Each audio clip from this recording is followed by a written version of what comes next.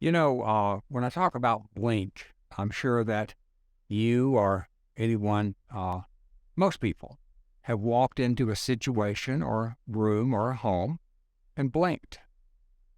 And that blink could be positive or it could be negative. You could walk into a restaurant and have a blink and it'd be very negative. Or you could walk into a restaurant and a blink and it'd be very positive. The one thing that we do know for sure is that people support their first impressions. And when the first impression is negative, they tend to support that negative first impression. You probably have heard your parents or someone. I've taught all over the world. And in speaking all over the world, I've asked thousands of people in the audience, did they hear from their parents or someone important to them always make a good first impression? And universally across the entire world, everyone, most people, very high percentage tend to say, yes, I did hear that. Well, it's taught that way for a reason. People psychologically support their first impressions.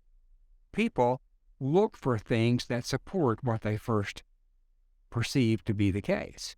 So if a person walks up to a home and looks at the front door and the landscape and blinks and says, this is beautiful, they're going to look for things that support that positive first impression when they go into the home itself.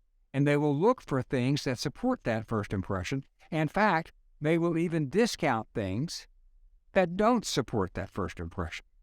And so when you hear in real estate about curb appeal, that's a perfect example. Someone looks at a picture on the internet and blinks.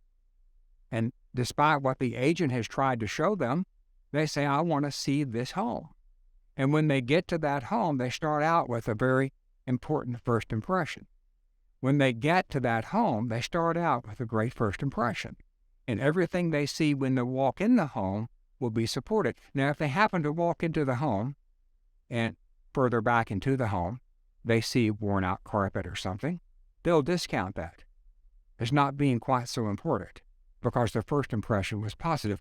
But just as importantly, when an agent makes a bad first impression, it's almost impossible to overcome the negative first impression. So, when I talk in the book about professionalism is synonymous with value, what I'm talking about is professional behavior causes a person to perceive you highly on the first impression. And there's an entire chapter about that. And that chapter is extremely important as a philosophy of operating and being successful in real estate.